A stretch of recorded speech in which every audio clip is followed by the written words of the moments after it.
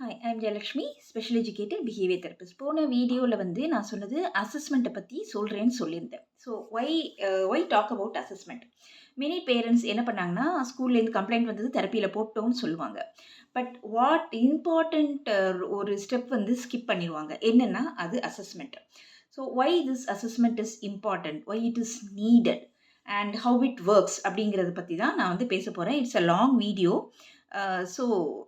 It will be helpful for you. So it is going to be a long video.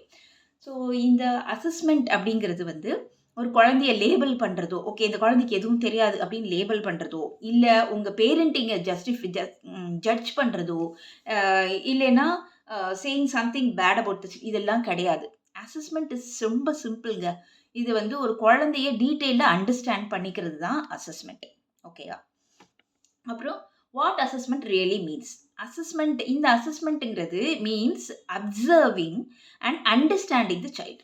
இது எப்படி அப்படின்னா, how the child அந்த சைல்டுக்கு instruction following எப்படி இருக்குது. ஒரு சிம்பிள் இன்ஸ்ட்ரக்ஷன் ஃபாலோ பண்ண முடியுதா, இல்லை 2 இன்ஸ்ட்ரக்ஷன் கொடுத்தா கன்ஃபியூஸ் ஆகுதா. ஸோ அப்புறம் அட்டென்ஷன் எப்படி இருக்குது, அடிக்கடி டைவர்ட் ஆகுதா, இல்லை கம்ப்ளீட் ஜோன்ட் அவுட் ஆகி வேறு உலகத்தில் இருக்கா அப்படின்னு சொல்கிறது. அப்புறம் கம்யூனிகேஷனுங்கும் போது என்னென்னா, அந்தந்த ஏஜ் அப்ராப்ரியேட்டுக்கு இந்த குழந்தை கரெக்டாக அந்த கம்யூனிகேஷன் ஸ்கில் இருக்கா அப்படின்னு அசஸ் பண்ணுறது. இன்னொன்று இந்த லேர்னிங் எப்படி இருக்குது, லேர்னிங் புரியுதா, சொல்லிக் கொடுக்குறது புரியுதா, இல்லைன்னா அது புரியவே இல்லையா. ஸோ அதோட பிஹேவியர் எப்படி இருக்குது சர்டன் சுச்சுவேஷனில், அதாவது ஒவ்வொரு சுச்சுவேஷன் இருக்கும் இல்லையா, அந்த டிஃப்ரெண்ட் சுச்சுவேஷனை ஒரு குழந்தை எப்படி ஹேண்டில் பண்ணுறது அப்படி பார்க்குறது. இன்னொன்று, it also looks at the child's strengths, அதோட சேலஞ்சஸ், எங்கெல்லாம் அதோட சேலஞ்சஸ் இருக்குது. ஸோ அந்த கரண்ட் லெவல் ஆஃப் ஃபங்க்ஷனிங், இதெல்லாம் தான் assessment.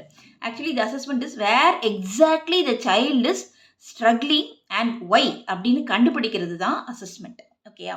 Y this assessment is important. இப்போது வித்தவுட் அசஸ்மெண்ட் என்ன ஆகும் அப்படின்னா, பேரண்ட்ஸ் ரொம்ப கன்ஃபியூஸ்டாக இருப்பாங்க. கொண்டு போய் தெரப்பி கொண்டு போய் போட்டுட்டோம், ஆனால் இன்னுமே ப்ராக்ரஸ் அவ்வளோவா இல்லையே அப்படின்னு ஃபீல் பண்ணுவாங்க. And they don't get the clarity, எந்த இதுக்காக அவங்க என்ன தெரப்பி கொடுக்குறாங்க அப்படிங்கிறது புரியல. அது அசஸ்மெண்ட் இல்லாமல் தெரப்பி போட்டிங்கன்னா அந்த மாதிரி இருக்கும்.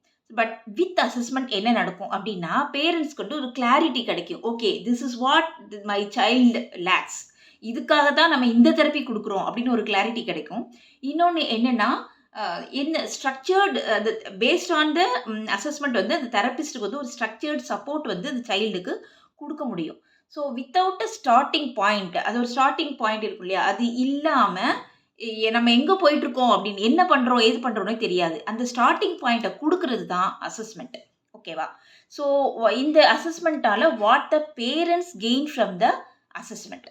ஸோ ஆஃப்டர் அசஸ்மெண்ட் பேரண்ட் புரிஞ்சுக்கிறாங்க, என்ன என் குழந்தைக்கு என்ன முடியும், என்ன முடியாது, அந்த சப்போர்ட் அந்த குழந்தைக்கு எவ்வளோ தேவை, அண்ட் டெவலப்மெண்ட் எப்படி இருக்குது.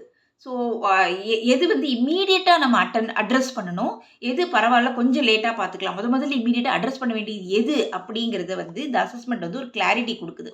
ஓகேயா? இன்னொன்று அப்புறம் assessment it doesn't change the child. அதாவது இது சைல்டு இது கிடையாது, நமக்கு அடல்ட்ஸ்க்கு, அதாவது பேரண்ட்ஸ்க்கு ஒரு அண்டர்ஸ்டாண்ட் பண்ணிக்கிட்டு கரெக்டான சப்போர்ட்டை அந்த குழந்தைக்கு கொடுக்கணும் அப்படிங்கிறத இந்த அசஸ்மெண்ட் கொடுக்குது. இன்னொன்று so this clarity comes from only from assessment. So இந்த அசஸ்மெண்ட் பற்றி நான் கிளியர் இது கொடுத்துட்டேன். ஸோ இந்த அசஸ்மெண்ட்டை யாரெல்லாம் பண்ணலாம் அப்படிங்கிறத நான் நெக்ஸ்ட் வீடியோவில் சொல்கிறேன். ஓகே.